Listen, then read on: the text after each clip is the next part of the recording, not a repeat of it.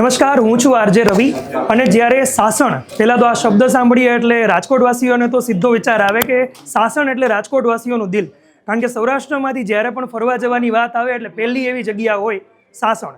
અને ખાસ કરીને અહીંયા સૌરાષ્ટ્રના બાળકો, કાઠિયાવાડના બાળકો જે છે એના માટે તમે ગમે ત્યારે એમને પૂછશો ને તો એમને એક જ વાત ખબર હોય છે કે સાસણ અમારે ફરવા જવું છે.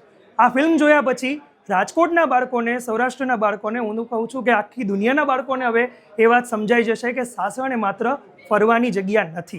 સાસણ છે એક ઇમોશન છે કે તમે જ્યારે આ ફિલ્મ જોશો ત્યારે તમને સમજાશે કે માલધારી સમાજનું કઈ પ્રકારનું ઇમોશન એના પ્રાણીઓ સાથે જોડાયેલું હોય છે.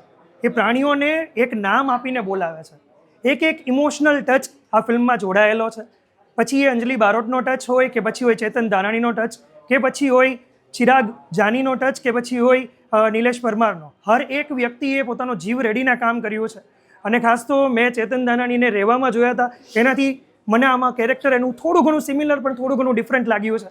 અંજલિને મેં આની પહેલાં પણ ઘણા બધા અર્બન જે ટચવાળા સ્કેચીસ હોય એમાં મેં એને જોયેલા છે. એકદમ મોડર્ન એનો રોલ હોય છે, પણ આમાં ટોટલી ડિફરન્ટ એક નેસની છોકરી કેવી હોય એ ટાઈપનું આપણને એમાં જોવા મળે છે.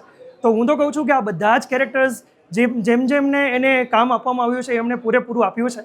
સો ઓલ ધ બેસ્ટ બધા આર્ટિસ્ટને અને ખાસ તો આ ટીમ જેમણે આ સરસ મજાની સાસણ બનાવી છે. કારણ કે આ એક ફિલ્મ બનાવી એ પણ સાહસ છે. તો all the best. Thank you.